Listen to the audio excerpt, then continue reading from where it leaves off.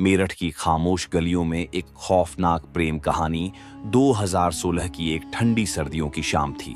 मेरठ की तंग गलियों में हल्की धुंध छाई थी और हवा में ठिठुरन के साथ अनकही कहानियों का एहसास था। सौरभ राजपूत 24 साल का नौजवान अपनी मोटरसाइकिल पर ब्रह्मपुरी की सड़कों से गुजर रहा था। उसकी आंखों में एक चमक थी क्योंकि उसकी मर्चेंट नेवी में नौकरी पक्की हो गई थी और वह परिवार को यह खुशखबरी देने के लिए जा रहा था। सौरभ का चेहरा साधारण लेकिन आकर्षक था।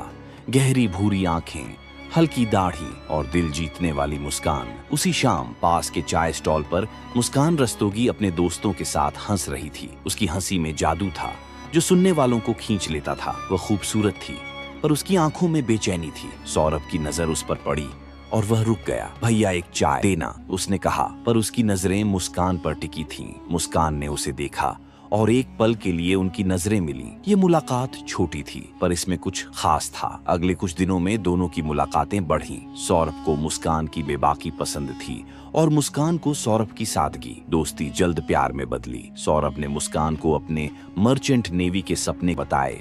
समुद्र की सैर, दुनिया देखना और परिवार को गरीबी से निकालना। मुस्कान बोली, मैं तुम्हारे साथ हर कदम पर रहूंगी। लेकिन यह प्यार आसान नहीं था। सौरभ राजपूत था, मुस्कान दूसरी जाति से। सौरभ ने अपने और मुस्कान के प्यार के बारे में अपने घर पर बताया। सौरभ के पिता मुन्ना लाल ने कहा, उस लड़की से शादी की तो तुम्हें इस घर या उस लड़की में से किसी एक को चुनना होगा। सौरभ ने मुस्कान को चुना और परिवार छोड़ दिया। 2016 में दोनों ने कोर्ट मैरिज की। शादी के बाद सौरभ लंदन चला गया। मुस्कान मेरठ में उसका इंतजार करती रहती। 2019 में उनकी बेटी पीहू पैदा हुई। सौरभ छुट्टियों पर तोहफे लाता पर अंदर कुछ टूट रहा था। सौरभ के जाने के बाद मुस्कान अकेली पड़ गई। इसी दौरान एक दिन मुस्कान की साहिल शुक्ला से मुलाकात हुई। साहिल पड़ोस में रहता था, लंबा, दुबला, रहस्यमयी। उसकी बातों में आकर्षण था। एक दिन बारिश में साहिल ने मुस्कान को छतरी दी। दोनों में बातें शुरू हुई। साहिल को मुस्कान की उदासी दिखी। इतनी खूबसूरत औरत को अकेले छोड़ना गलत है,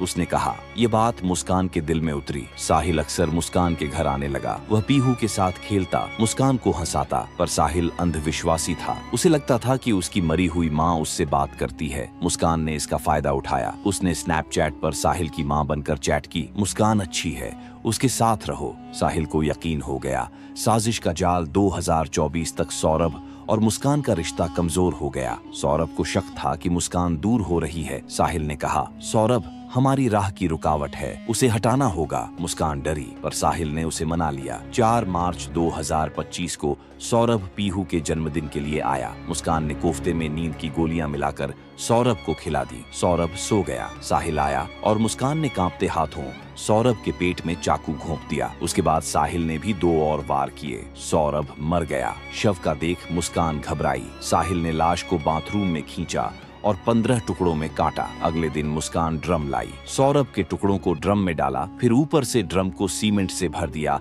जिससे कि बदबू ना आए। फिर दोनों शिमला घूमने निकल गए और सौरभ के फोन से शिमला की तस्वीरें पोस्ट की जिससे सौरभ के दोस्तों को लगे कि सौरभ घूमने गया है। फिर दोनों ने साहिल का जन्मदिन मनाया। सौरभ का फोन बंद होने के कारण परिवार को शक हुआ तो परिवार वालों ने पता लगाने की कोशिश की कि सौरभ कहाँ है। जब कोई पता नहीं चला तो सौरभ के घर वालों ने पुलिस रिपोर्ट की। पुलिस रिपोर्ट की सुनकर मुस्कान अपने पिता के पास गई और बोली, सौरभ के घर वालों ने उसे मारा। जब मुस्कान के पिता ने जोर देकर सही से पूछा तो मुस्कान टूट गई और अपने पिता को सब सच सच बता दिया। उसके बाद मुस्कान के पिता ने पुलिस स्टेशन जाकर सारी जानकारी पुलिस को दी कि किस प्रकार मुस्कान साहिल ने मिलकर सौरभ का कत्ल किया।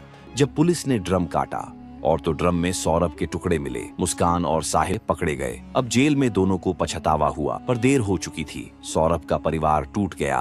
पीहू अनाथ रह गई। ये कहानी प्रेम, विश्वासघात और अंधविश्वास की खौफनाक मिसाल बन गई। दोस्तों, अगर यह स्टोरी आपको अच्छी लगी हो तो चैनल को लाइक और सब्सक्राइब कर देना।